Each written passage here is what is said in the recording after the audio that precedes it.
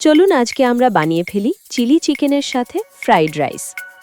Chilli chicken বানানোর জন্য প্রথমে চিকেনগুলো ভালো করে ধুয়ে নিয়ে দিতে হবে লেবুর রস, আদা ও রসুন বাটা, সয়া সস, ডিম, স্বাদমতো লবণ, কর্নফ্লাওয়ার এবং ময়দা। চিকেনগুলোর গায়ে ভালো করে মিশ্রণ লাগিয়ে ম্যারিনেডের জন্য চাপা দিয়ে রেখে দিতে হবে। একটি কড়াইতে সাদা তেল মাঝারি গরম হলে তখন একে একে ম্যারিনেট করা চিকেনগুলো দিয়ে দিতে হবে। চিকেনগুলো সোনালি বর্ণের ভালো করে ভাজা হয়ে গেলে নামিয়ে নিন।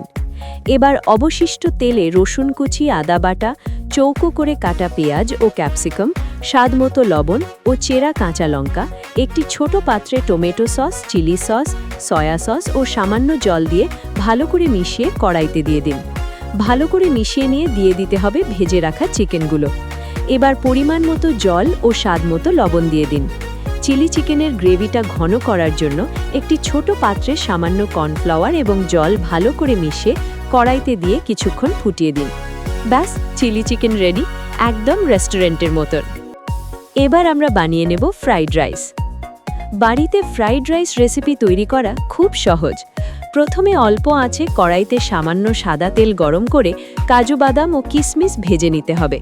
এবার ঘি, দারুচিনি, এলাচ, মাঝারি মাপে কাটা গাজর, বিনস, স্বাদমতো লবণ ও সামান্য চিনি দিয়ে অল্প আঁচে ভালো করে ভেজে নিতে হবে।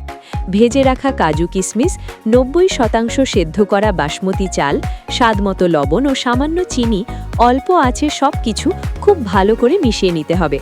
তাহলেই তৈরি হয়ে যাবে সুস্বাদু রেস্টুরেন্টের স্টাইলে ফ্রাইড রাইস। এই ছিল আজকের চিলি চিকেনের সাথে ফ্রাইড রাইস বানানোর রেসিপি। আরও এমন রেসিপির জন্য আমাদের ফলো করুন।